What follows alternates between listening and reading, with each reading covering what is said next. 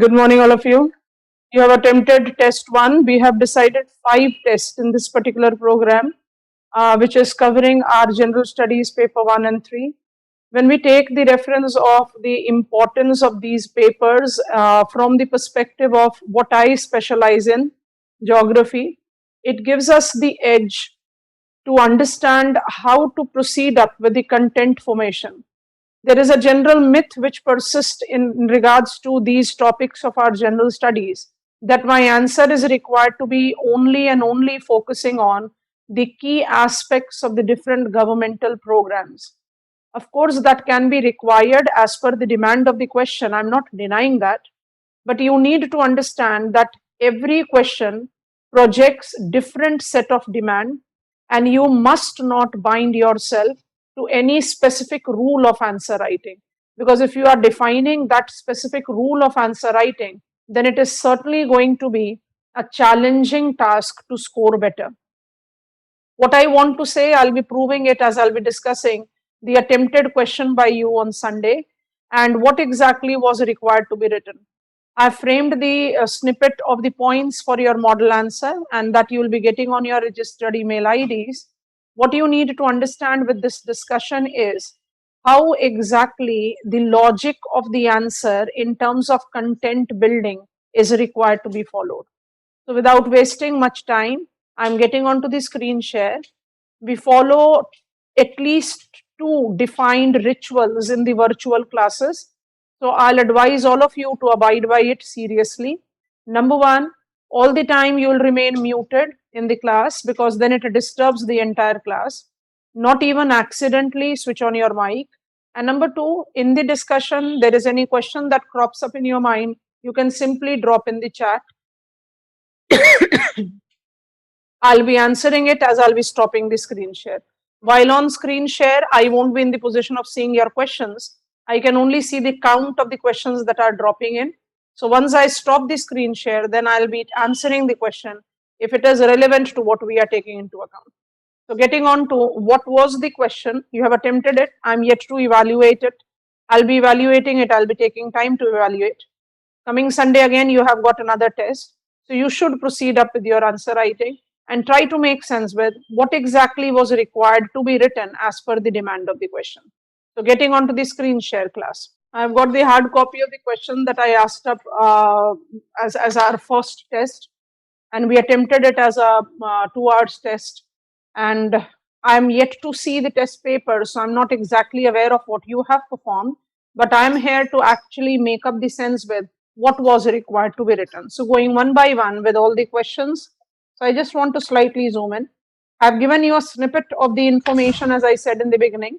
And when I take up the account of development of the answer content, how to go about with it, that is how we are taking up. So I've just written an expressive reference here. India is yet to evolve geriatric related planning as our question. And if I read the question completely, it reads, India is yet to evolve geriatrics related planning, explain.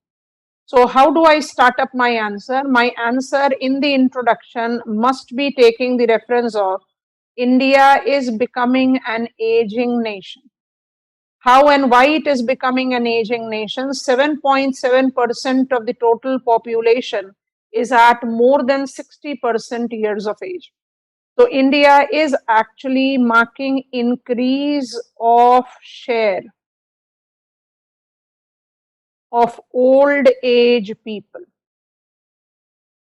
In introduction, you have just given examiner the requirement or utility of the term geriatrics. Geriatrics relates to aged population. So I've given 2 lines, you can easily enlarge it as per the requirement of the question. This is point one. Then I get on to the socio-economic demographic profile. Now this is very, very important. It is sourced from NSSO and census. If I take the socio-demographic profile, I've got few facts which actually gives us the understanding of what is the relevance, how and why planning for geriatrics is gaining significance in India. It is because, and we have points here, 75% of elderly lives in rural area, of which we have approximate 50% women. 73% of elderly are illiterate, and illiterate very clearly gives me the reference of they have been essentially engaged in, and I want to write it here, they have been essentially engaged in informal sector. And because they have been engaged in informal sector throughout their working age time, they are not entitled to any financial security that we seek when we get onto the retirement age. Then another important that comes up is approximate 66% of the older population are in vulnerable situation. It actually comes up in the attachment to this and many more factors altogether. And if I take the reference or the account of last factor that we have applied in the socio-demographic profile, it is 90% engaged in unorganized sector with no pension. So if you don't mark them as three different points, it will go hidden and one under the other. So it is always advisable to give examiner the bullet point information to justify why I need planning. So the first part of the answer, apart from giving examiner why it is so that India is becoming the country of an aging population, we have discussed the socio-demographic profile of elderly. And then in the third step of the answer, we have created the range of problems that are faced by elderly population. You can easily categorize them: medical problem, socio-economic problem, societal modernization, and healthcare problem. Brief details, but always demarcated as separate points.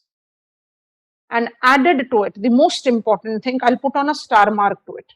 I have given examiner why India is in the transition of elderly population. I have given socio-economic criteria or characteristics, and then the problems that is essentially faced by elderly. India is no exception, because if I take up the reference of the last point written here, availability and affordability at the vicinity of the elders.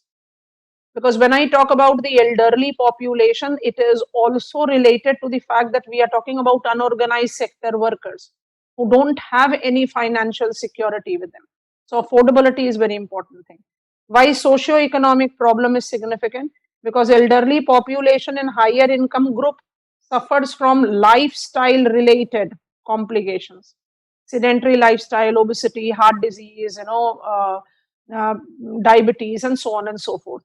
So it is that I try to cover up all the aspects, and I always insist on it. I'll be talking about it towards the end. So let us continue with the answer. The important most part, and I'm again changing the color so that it is highlighted well. Nature of demographic planning in India. So if I go so far, India mobilized demographic planning from the financial year 1951-52. Since then till date, Indian demographic planning have been essentially correlated to these 4-point factors. And what are these 4-point factors? Population stabilization, maternal health, child health, and disease control. Nutshell, old age has never been given priority in the demographic planning. And that is what I have highlighted as an important statement. Geriatric lacking in the desired focus. This creates a very logical content of the answer, because the question is saying India is yet to evolve geriatric related planning and explain. So I have given examiner all the aspects that makes it important for us to think about old age planning. And as I get on to the next page of the answer,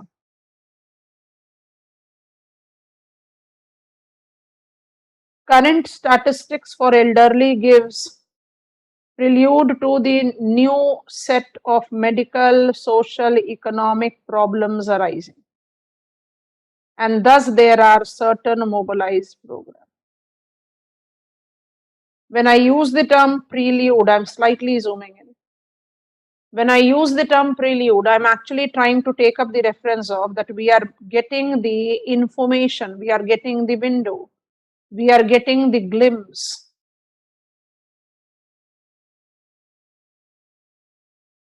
that India has to modify its demographic planning in favor of old age population. And in this purview, there are certain mobilized programs. So you can mention them in details in a line or two. I have just mentioned the name: National Policy on Older Pension Persons, National Old Age Pension, Annapurna, and Vayoshri Yojana. Vayoshri Yojana largely correlated with the mobility support, to the poor old age population which are having locomotive related troubles. So you can have a line of each one of them, but there are certain programs that have been mobilized. However, benefits are restricted due to least budget, lack of proper beneficiary identification, which is changing now. Aadhaar seeding, DBT are the important things, and lengthy procedure and irregular pay. So you can demarcate it as still existing challenges. We have already highlighted these are the mobilized programs. And always conclude at way forward. And now again, this is not a fast forward kind of answer writing. You need to understand it very carefully. I was just admitting latecomers. I'll always advise you to be on time. And all those who have joined late, please remain muted throughout the class. Any question coming up in your brains, you will be simply dropping the chat. I'll be answering that as I'll be towards the conclusion. I continue with the screen share. So the conclusion for question 1 very clearly goes with certain defined points, and that is the geriatric healthcare services made part of primary healthcare services. Number 2, mobile clinics, screening camps in the difficult areas, and difficult areas can be defined as, I just changed the color, difficult areas can be defined as remote areas, hazard prone areas, tribal areas. So you have the possibility of enlarging it, because for the 10 and 15 marker question, you get 2 pages maximum. 15 can go up to 2.5 pages. So you can attempt that kind of reference. The third point that I have written is, healthcare is to be based on felt needs of the elder. It must be somewhere correlated to the dynamism, involving the aspirations, involving the requirement felt individually by the elder. Very important aspects these are. And then comes reorientation of societal setup to accept problems, because India is orienting towards that kind of socio-economic setup that we have written in the beginning about the causes of the problem, is that we are, of course, becoming more oriented towards what is called Occidental culture, Western culture. And with this Western culture, we are now not ready to take the so-called financial burden of our parents, but neither we nor the parents are ready to openly accept it. And that is the reason the medical facility, the old age centers and healthcare facilities, society is still oriented towards something that is hidden, which actually creates more vulnerability. And that vulnerability can be emotional, financial, and societal. Until and unless we take up the demarcation of it, relating to the overlap, I must open up. Yes, this is the problem. Yes, the person has been not displaced from the place of living, either by children or have no children at all, and we need to do something towards it. And it is part and parcel of this point. I have to integrate the development with the primary health care. And finally, change from secondary prevention to primary control measure. I must not remain passive. I need to develop an active approach towards recognizing and solving what is called geriatric. Best way to attempt. I move to question number 2. You'll be getting this answer, and this answer will be mailed to you on your registered mail ID. Again, I have written a line of the question. The core development issues faced by a country. Interesting question it is. I want to read it completely. The core development issues faced in the country at present is integrative of conventional and contemporary dimension discussed. Developmental issues. So if I just try to zoom in this part and attempt to write, whenever we talk about development, we always tend to compare it with growth. Growth and development relate to each other but are not synonym to each other. And that you should keep in your mindset as you attempt to answer this question. and what exactly we are supposed to write in this answer. I'm getting on to the clear beginning of the answer page. I have started the answer with introduction that you always need to do. Again, we have latecomers. I must always start my answer with it, and that is a largely advisable rule. So India is at the tipping point both in economic growth and human development. Tipping point. We are at a crucial point. It continues to be the major engine of global economic growth. It has second most populous status with the people spreading across urban and rural areas of varying size and capacity. So point number 3 talks about diversity. Diversity that we are taking up in the economic purview.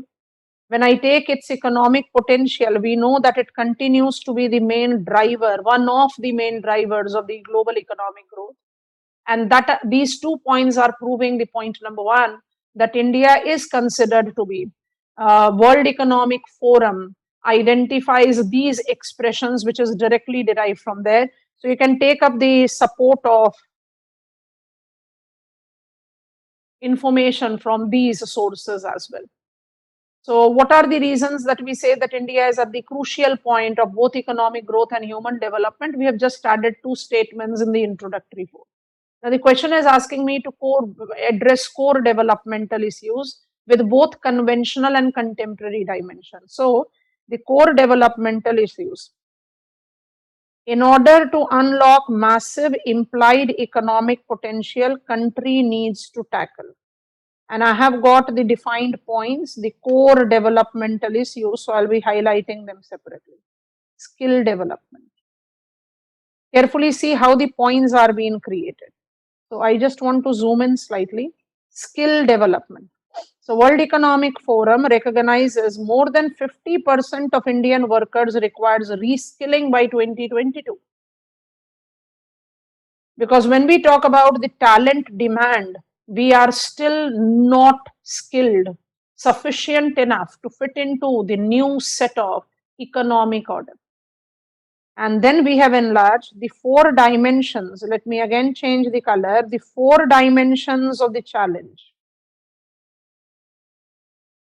includes education system, more jobs, massive regional disparity, and low female participation.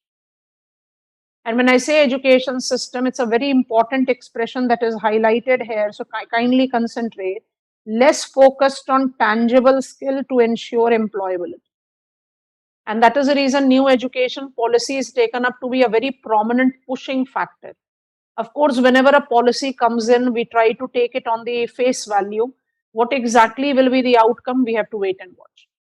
More jobs are in informal economy than formal. And because it is in informal economy, we have got the problem of labor productivity and labor rights.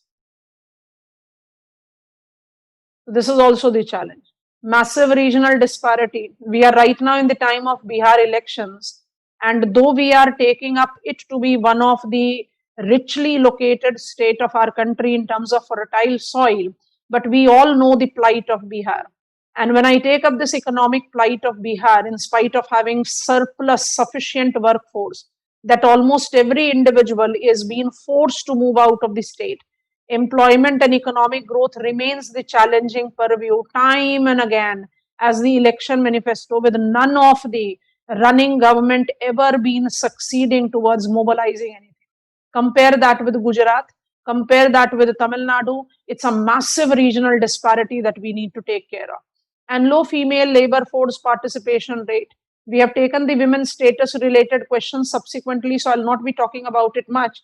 But low female participation rate is equal to the lack of utilization of available human resource base.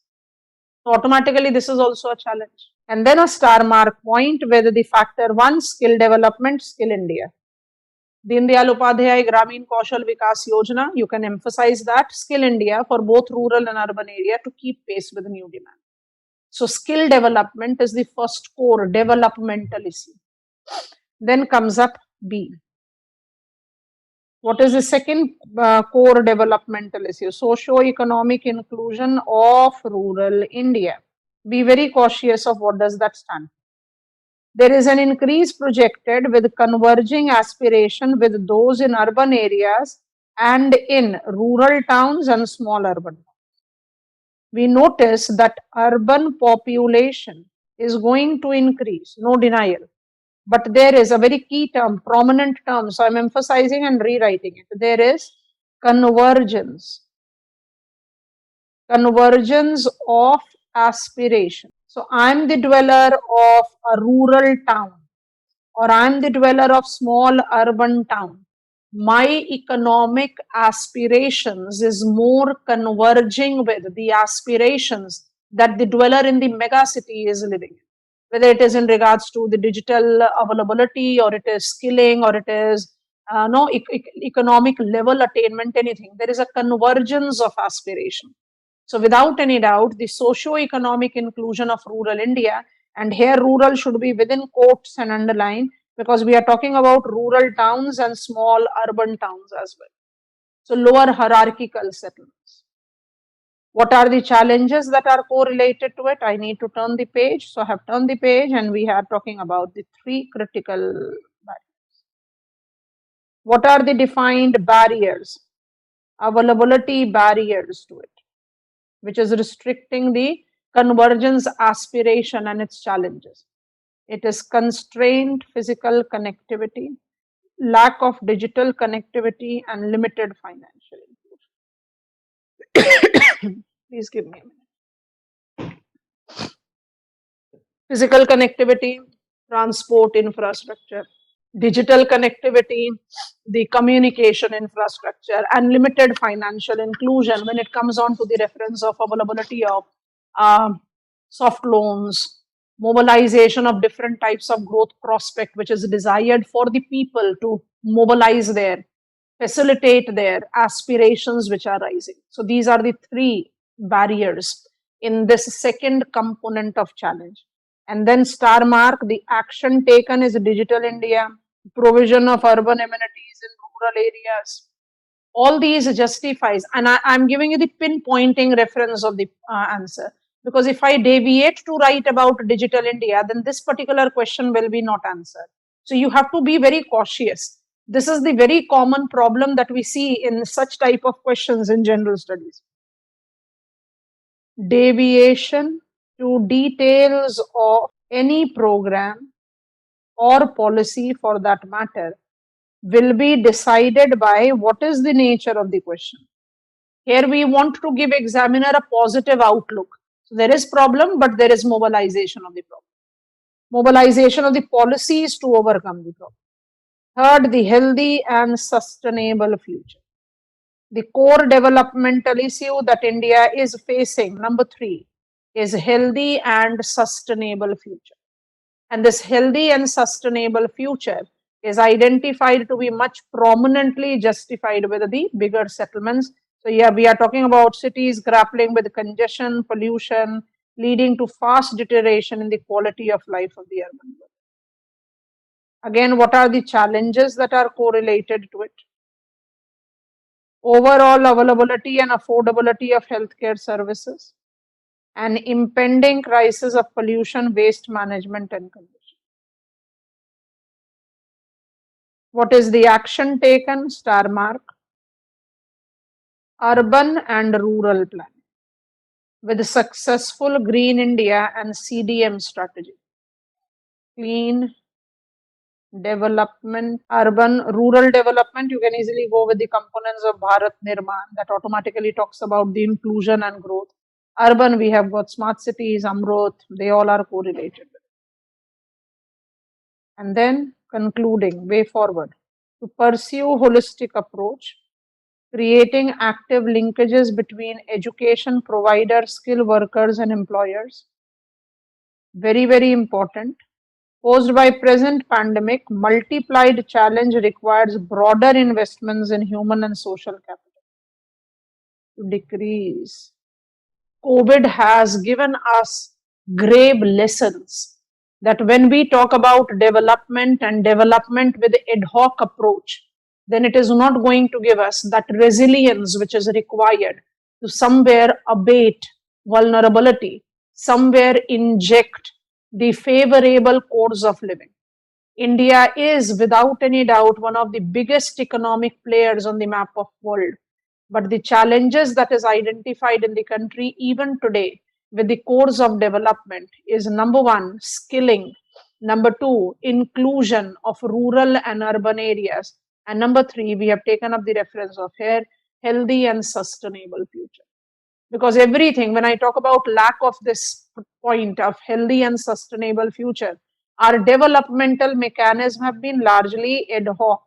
I need to have more holistic kind of purview, something that is giving me much more comprehensive approach in the long term purview. To pursue holistic approach is the way forward, number one.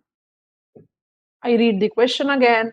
Question was the core developmental issues. Answer is skilling, converging aspirations fulfillment, and providing the healthy and sustainable future. Because we have started our answer distinguishing development is different than growth.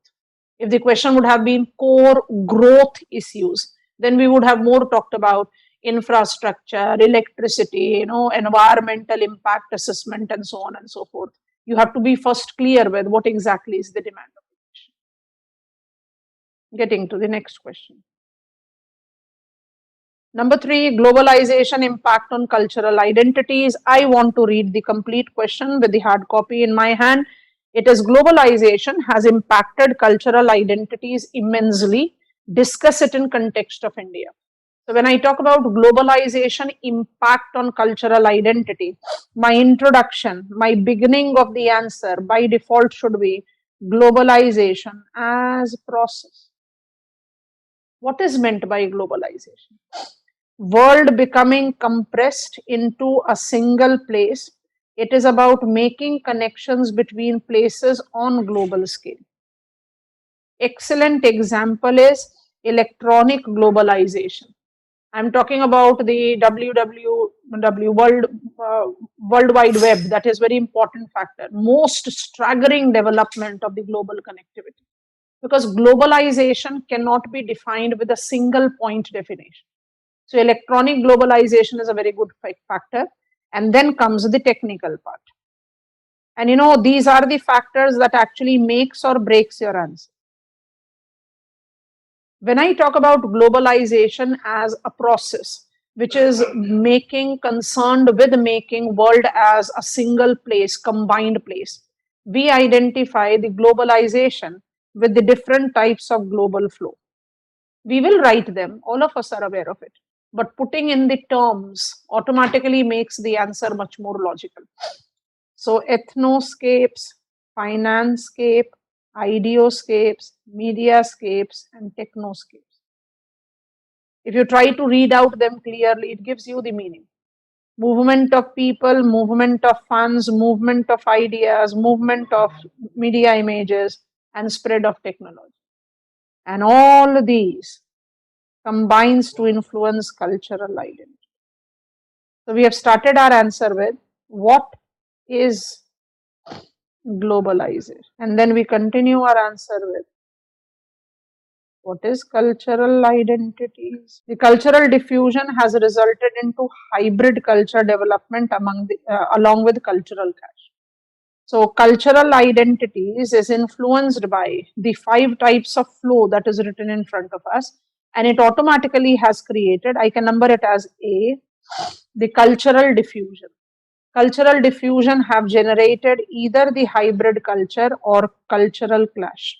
The cultural identity includes every aspect of human living, and globalization have generated, and again it's a technical thing that you should take into account, localization of identity and subsumption of multiple identity.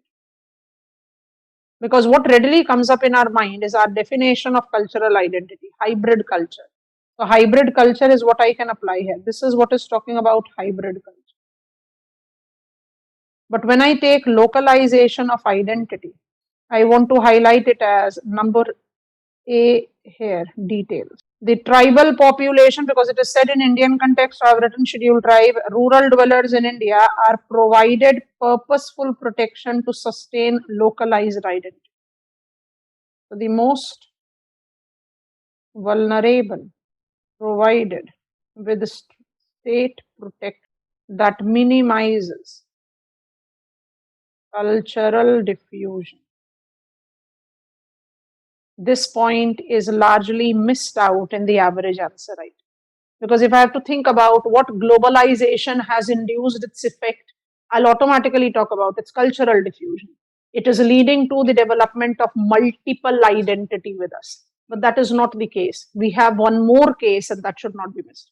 So, localization of identity. Localization of identity is essentially related to indigenous culture protection, and it is by default correlated with the absolute primitive population. Consumption of premium local products branded as artisan craft products, Grameen Haat, Adi Mahotsav are a very good point of examples that we can take into account. And then we come to the conventional part B, multiple identity. This is what is always considered to be, it's something that is being considered as by default kind of impact of globalization. And almost every one of us write about it, we miss out on point A. Multiple identity is collective identity. It is by wider range of material culture that is confluencing because of the 5 type of global flow that we have understood in the previous page. It leads to the identity into single location getting weakened, generating important term third culture model. And what is this third culture model? The first culture is my home culture. The second culture is my host culture. And I combine both of them to generate shared identity that is called the third culture. This third culture is also given the name global nomads. It goes like they represent global community. Yet awaited results of presidential election of United States of America have been considered to be historic in many times. Of course, when we were having the elections of the black president, that time also we said it is historical. But what is the reason that this presidential election is identified to be historical and different? Because the kind of election debates that we have seen in United States of America have never ever been seen. It gives us a feel of what has been a sort of a political war that country like India have always experienced. Excellent example of multiplying identities. The kind of, in spite of COVID, the kind of rallies and the claims and counter claims, it's something that has never ever been noticed in the presidential elections debates in United States of America. Good example that we can justify. So multiple identity goes with several expressions like third culture model, global nomads. You can easily take up that into account. And then identities are too diverse and changing to be given a static reference. So I'm picking it up in a positive front. That I don't need to, I must not read globalization impact into a detrimental purview. Because cultural identity is very dynamic, it always keeps on changing. One way or the other, we always try to have modification of the way we look at our life, the way we want to proceed our life. So globalization must not be taken up into the detrimental purpose. It is, these are plural, fluid, unstable. Mixing do generate vulnerability to the primitive cultural trait and can also create conflict. So these are the negative aspects. But I must not take into account that globalization is only and only creating negative things. And we have concluded here it is not required for us to write way forward, but in global connection, every aspect of living, decision making, political equation are changing with more positive impact. And thus, when I say globalization is creating global community. Concern is to make it more harmonious. Concern is to minimize the possibilities of conflict.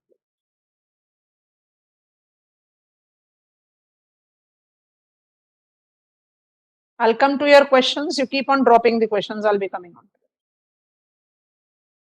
Moving on to the next question. Such type of simple, I call them Venn diagram, line diagram, flow charts are also very good way of writing. If I would have insisted only on that way of writing, some of the information would have gone hidden. That is the reason I have insisted more on the bullet point information given to you. Question number 4. Women's status in egalitarian society. Women's status. Otherwise, if I read the question first, question number 4 read, explore the status of women in egalitarian society. Also justify why world needs it. Why there is the requirement of world needing it. Why do I need to have egalitarian society? That is the point you have to take into account. And if I try to justify that requirement, I have to define, and I have defined it here. Egalitarian society is where there is no place for gender superiority.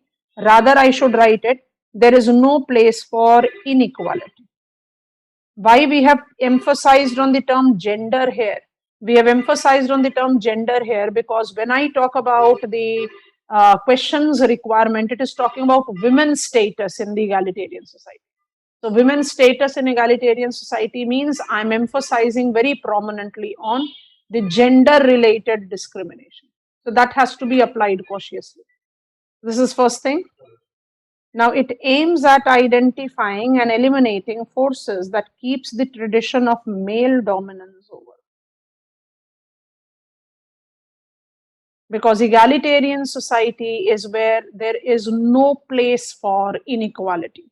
And women's status in egalitarian society is by default related to more priority reference given to, balance reference given to both the gender. That is how we justify it.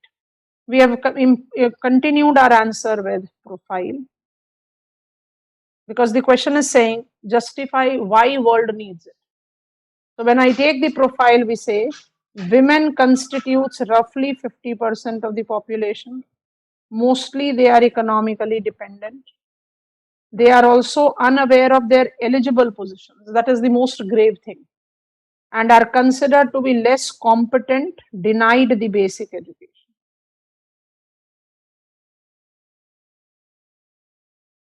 And this is what we have taken in the question number 10, also the concept of patriarchy. Because there also we take up the reference of this profile. But why this profile is required? Because the part of the question is why world needs it.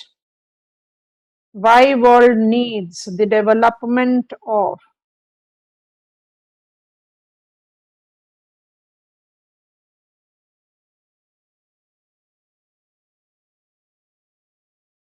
egalitarian society. Because in terms of gender, females are still accounting for economic dependent, eligible positions not granted, made to believe that they are less competent, because this is how we have been following in all world. It's not about India only. And then we take the reference of the buzz term that always comes up with females. I just remove the term society so that the key term is visible to all of us. And here it is, empowerment. Is synonym to complete development of society, including educated women, awareness to the legal rights, participation in political system, and freedom of living life in her own terms. Analysis of women's status in egalitarian society is inseparable from analysis of egalitarian society socio-economic structure as a whole. Because if egalitarian society stands for no inequality, then automatically women's status has to be considered with any inequality I cannot be justified to be egalitarian. B, it can be argued that the tendency to attribute to band society relations of power and poverty reflects in inequality on the gender basis worldwide. That whenever we talk about the status of women in egalitarian society, it is automatically, if world is looking in for the need for egalitarian society, it essentially means that world has yet not developed parity in the societal setup, and it cannot be segregated, it cannot be separate of women empowerment. And second thing is that when I talk about the reference of the banded society is divided society. These are the terms that we utilize from the technical purviews like UNFPA, Food and Agriculture Organization also utilizes it. Band societies actually represents division of the society. So worldwide, attributed to division of the society, where we talk about the relation of power, relation of property, is showing inequality based on gender worldwide. So it's a problem that is persisting in the global purview. So A and B are the two aspects that gives us the understanding of why world is in a need to mobilize the egalitarian society. And we are taking the aspect, this is technical and must not be missed. Avenues of egalitarian society includes social, economic, and political. Social, redefine rules. Economic, right to spend. It's not just about right to earn, it's a right to spend, very important it is. And political, capacity to analyze, organize, mobilize the changes in policy and practices in states and institutions. These avenues are yet to be made equal or in parity. And that is the reason world requires egalitarian society for a balanced development. 50% of the population is not provided with socio-economic and political equality. It cannot be called development. And we have concluded with a positive note, way forward. Without women participation, underutilized available human resource contain the growth prospect. Inequality restrict real development. Empowerment, though, is a Herculean task and it can be attained by eradicating gender-based misconceptions. It is not the task that can be attained overnight. Levels of inequality and levels of vulnerability may vary from one region to other, but the fact is it is prevalent worldwide. So inequality restricts real development.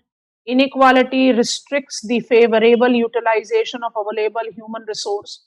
And yes, it is a tedious task. It's a very, very giant, huge task. I have used the term Herculean task.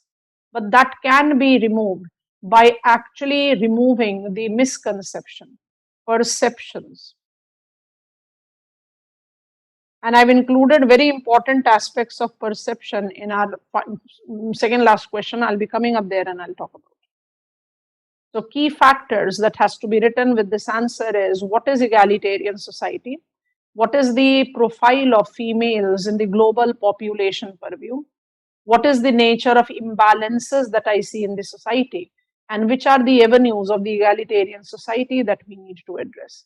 And we have concluded the answer on way forward. Yes, it is a difficult task. This task cannot be attained overnight, but we have the potentials or the possibility of mobilizing. Question number 5.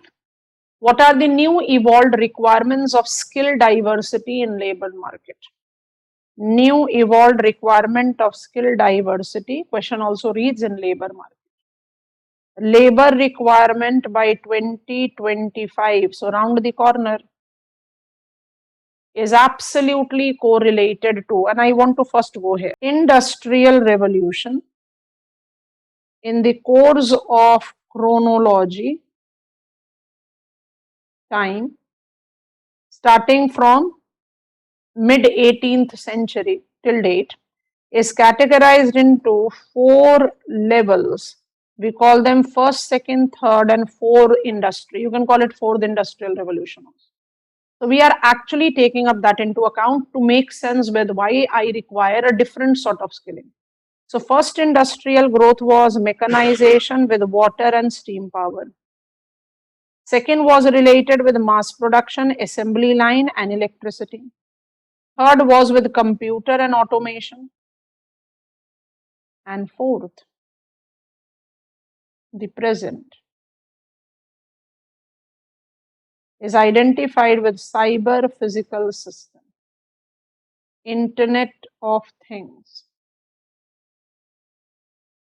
As soon as I give examiner this background, which we have started our answer with, I just wanted you to see the pictorial version. Industry 4 is about digitization of manufacturing sector. True. Astonishing rise of data volume, emergence of analytics, new form of man-machine interaction, and improvement of transferring digital instruction to the physical world. Automatically, the new evolved requirements of skilling includes number them or list them. Each way it is very important. Analytical thinking and innovation, active learning, complex problem solving, critical thinking and analysis, creativity and originality. A line of description you can give. Leadership and social influence, technology use and monitoring, technology design and programming, resilience and stress tolerance, reasoning and problem solving. All represents electronic or digital platform where skills diffusion is still needed. If I now read the question again, what is the new evolved requirement of skill diversity in labor market? I need to have the skill diversity in this list. And what is the reason it is in this list? Because we are in the industrial revolution. And if I continue with the answer, at the end of this transformation process, successful industrial company with true digital enterprises, several production lines, skill in operation, monitoring, coordination, and quality control with the time management, skill like attention to details, and skill like using of gadgets will become real after the transformation process is done. And to conclude, I've already said, by 2025, skilling needs to involve 4-point aspect to retain its practicality. And that is the reason it has been projected. The projections are that in coming decade, more than 90% of conventional jobs will be gone. So I require new skilling. And new skilling essentially goes with Industry 4. And that essentially goes with artificial intelligence, Internet of Things, digitization, virtual platform, and so on and so forth. So are we, the conventional workforce, prepared, equipped to handle it? No, we are not. That is the simple glimpse of the question. Okay, next question for us, it is question number 6. Principles, I read the question first and then I underline it. The question number 6 was reading, write note on principles of secularism, also identify its evolving dimension. I have just written principles of secularism and evolving dimension.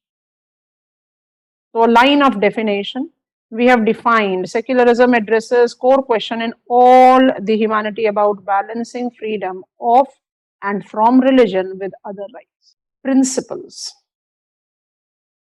Because question is saying principles. A, separation of religion from state. B, protect both believers and non-believers. C, democracy and fairness. D, equal access to the public services. E, very important, star mark. Secularism is different from Estinism. Secularism is not about lack of belief in God. It is only about providing a balance of freedom. And F, secularism protects free speech and expression. The first part of the answer we have talked about what is secularism and what are its principles. Straightforward, easy question. And then we have added, in all its principles, secularism is the best chance to create a society where social coherence, peace, and progress can be achieved. I want to highlight it separately. It is social coherence 1, peace 2, and progress 3. So I'm talking about three aspects that is marking up its relevance. And added to it, it involves the potential to assimilate dynamic aspects of human. So 1, 2, 3, and 4. Influence or effects of secularism. And because the question is saying evolving dimensions, so I take you to the next page. Political secularism, philosophical secularism, socio-cultural secularism. Let us first take about them. In political, pseudo-secularism is very, very significant aspect.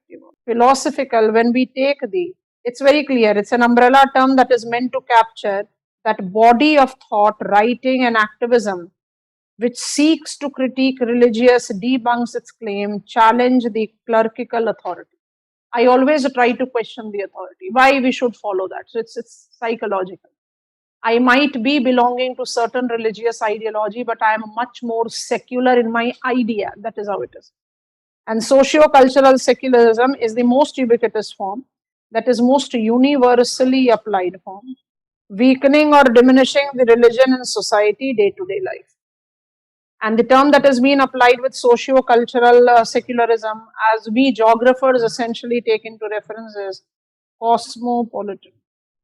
And we have concluded, though all these relates to each other, yes, they definitely exhibit divergent trait with a discrete meaning, evolving with a different nature in different time. Straightforward question, what are the principles of secularism and what are the evolving dimensions? Question number 7, social empowerment and quality of life. If I read the question, social empowerment and quality of life are correlated to each other. Elucidate it in Indian context. Answer I have framed with the focus on quality of life. We have defined it. Degree to which person enjoys. Enjoyment has two components, experience of satisfaction and possession or achievement of some character. There are three major life domains determining this: being, physical, psychological, spiritual; belonging, physical, social, community; and becoming, practical, leisure. All these are the set components of quality of life. I have given you the brief information, you can enlarge. When I say physical being, health, nutrition, clothing, shelter, those kind of.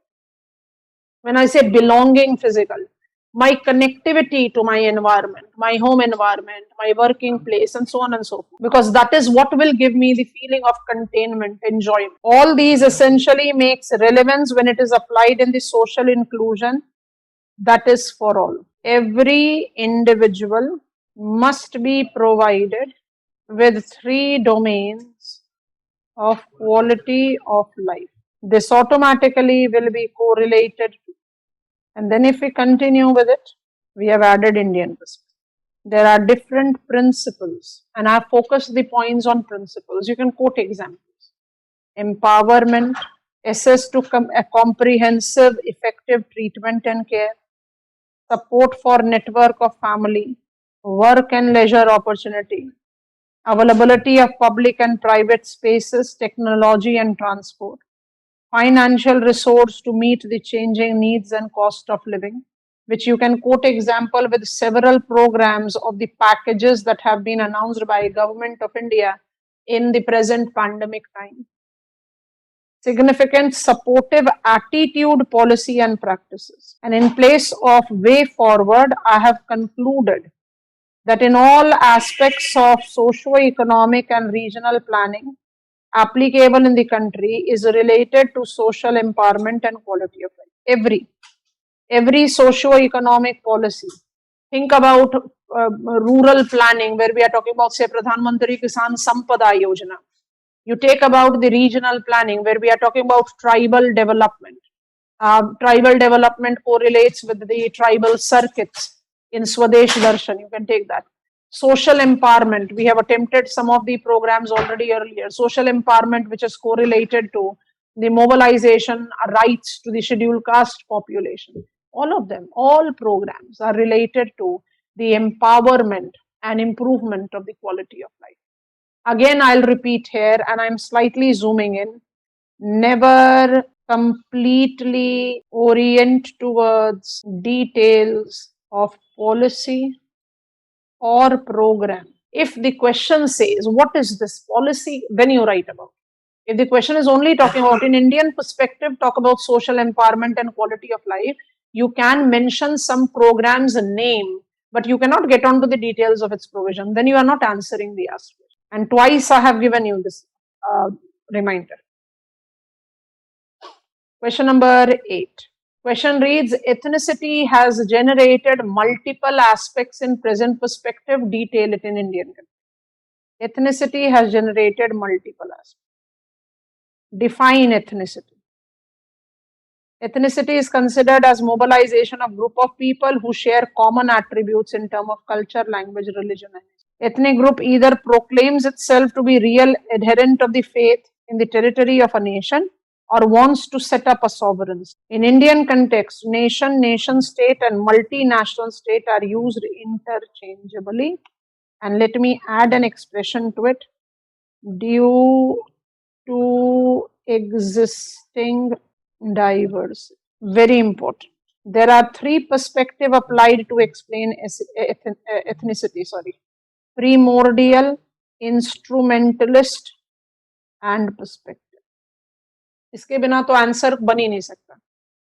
If you miss out on it, you have not defined ethnic and your answer by default will not be correlated. Primordial is inherited. Instrumentalist is created. And perspective is combination of both. Question is saying ethnicity has generated multiple aspects. It's primordial, it's instrumentalist, and it is perspective. If I have inherited something as my identity, culture, language, religion, place, it is that point which makes me feel that I'm different than you. Primordial is not that challenging. Instrumentalist is challenging because it is created by elite, politicians, teachers, which tends to, I have written it here, so I just want to highlight it. They manipulate the social cleavages, social gaps, social divide in order to attain their defined goals. Divide and rule kind. So automatically, instrumentalist becomes a challenging aspect of ethnicity. Perspective can be challenging, but I have written it here, is less challenging than instrument. Primordial is perfectly fine. If I have developed a certain identity about my place, it's not at all wrong. It's absolutely correct. Its implications in Indian context includes autonomy movement, demand for secession, insurgency, conflicts, and riot. And I've just slightly detailed it, that the first 3 forms of ethnic manifestation are called self-determination movement. They do not follow uniform sequence of occurrence. And very important aspect, while the case of autonomy movements, insurgency, and secessional movement, the main target of the protagonist is the state agency. Because in all these 3, I am actually agitating against the state authority. Punjab farmers agitating against the Farms Bill of Union government, blocking the rail route and etc. I can easily take up the reference of the sort of agitation against the state authority. But now carefully read the statement completely. Can involve ethnic conflicts and riots also. And we have taken the conclusion of such type of challenging factor, response of state depends on the context of the political situation. And generally the response is correction, accommodation, causing the division, appeasement and patronage of the particular section. This is, will I be correct? Drop in true or false. T or F will be sufficient. As soon as I take the general pattern of state's response to the challenging aspect of the ethnic identity or ethnicity as appeasement and the patronage to a particular section of leadership, will I be correct in saying that it actually reflects itself in instrumentalist ethnicity Drop in T if you are believing that my statement is right. Drop in F if you think that my statement is wrong. Simply T and F. I'm counting how many of you are giving the answer, so quickly drop in the answer. T or F. Let all of you drop in the answer and then I'll be giving you the answer, because I'll not be stopping the screen share now. Yes, it is true. And whenever such type of state stand comes in, it will again prove to be more detrimental. Sustainable Development Goal and City Development. It is Sustainable Development Goal 11. I'm reading the question. In context of Sustainable Development Goals, specify the requirement of making cities resilient and inclusive. So we have started our answer with introduction. Rapid growth of cities due to rising population, increasing migration has led to boom in megacities, specifically in developing. Point number 2, slums are becoming significant feature of urban. Point number 3, in order to make city resilient and inclusive, urban growth projection has to be taken into account, and this is very important set of points. Half of humanity lives in cities now, and it is going to increase by 5 billion in 2030. 95% of urban expansion will be in developing countries, which are still reeling under safe drinking water, hazard mitigation, urban flood, and so many other things. City occupies only 3% of land area, but 60 to 80% of energy consumption and 75% of carbon emission. Rapid urbanization is exerting pressure on water, sewage, and public health.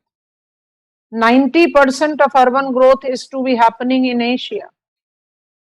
And by 2050, 70% of the global population will live in urban. Once I take these profile characteristics of urban region in light of this introductory sustaining problems, I can easily give the support to Sustainable Development Goal aiming at developing resilient and inclusive urban growth need to integrate appropriate response to impact of COVID-19 as well, and these includes.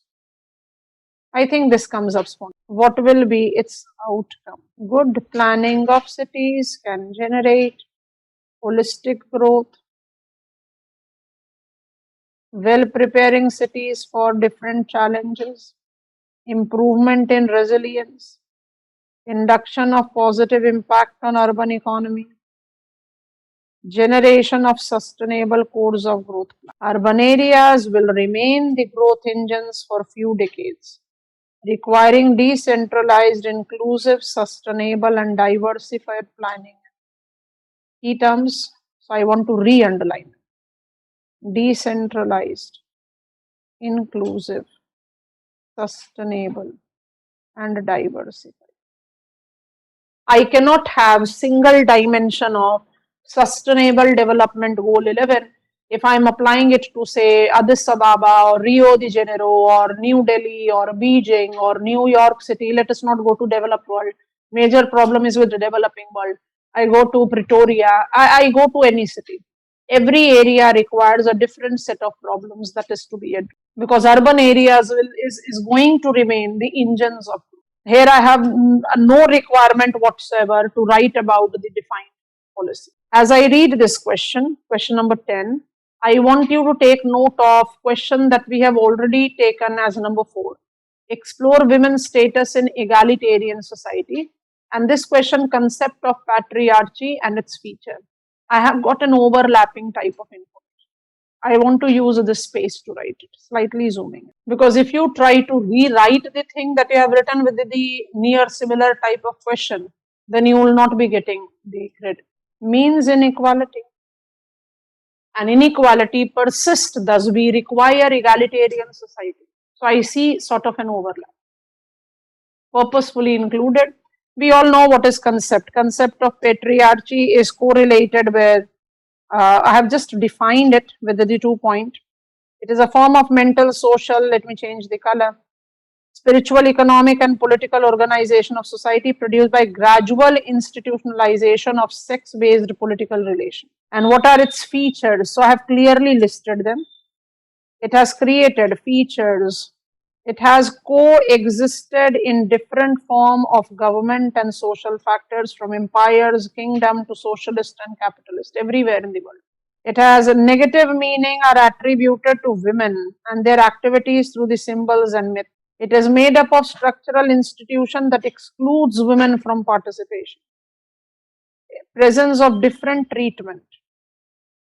It promotes lack of solidarity and competitiveness among women, very important point, which escalate to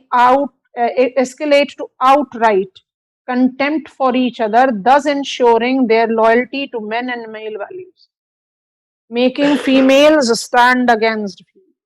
Very important factor.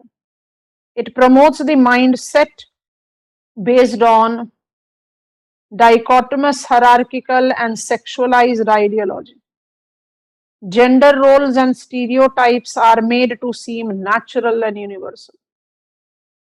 It creates hierarchy of men, with top patriarchal hierarchy having great power, and exposes women to their variable degree of violence. We have concluded with a very important statement. In spite of being most enduring system of inequality, it is hardly ever perceived as such even by women. It is considered to be natural, universal, thus normal, in spite of it being representing absolute sheer inequality. Vineet, don't worry if you have not got the pages very clear with you. There is no problem. You will be getting these answers in your registered mail ID, so no worries. I also asked a question on, if I just read it, avail a brief details of linguistic diversity persisting in India. When I take the reference of linguistic diversity, I need to make sense with the three prominent.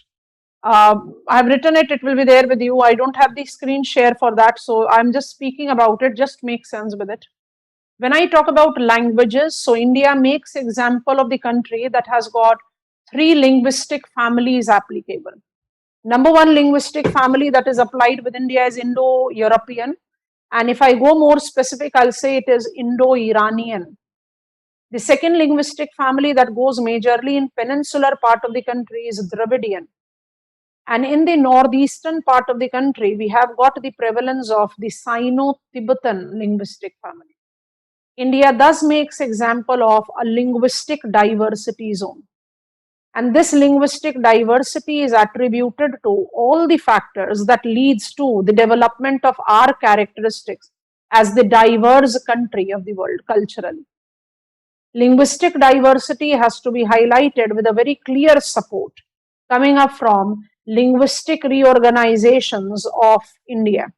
And linguistic reorganizations of state in India incorporate the decade spreading between 1956 to 66. Because you are only talking about the linguistic diversity, so you can straightforward take into reference that I have got largely, not completely, interstate boundaries that goes up as examples of linguistic regions. Marathi, Gujarati, Kannada, Malayalam, Tamil, Telugu, Odia, Bengali, Punjabi. I hope you are understanding what I'm saying. So very clearly, when we take up the demarcation of interstate boundaries going up with the languages, it gives us the diversity with a very clear country-wide look. Causes of these diversity has to do with size of the country, has to do with the genesis factor relating to we being one of the oldest living civilizations. And it is this linguistic diversity that actually combines itself with the ethnic identities, which is primordial in nature.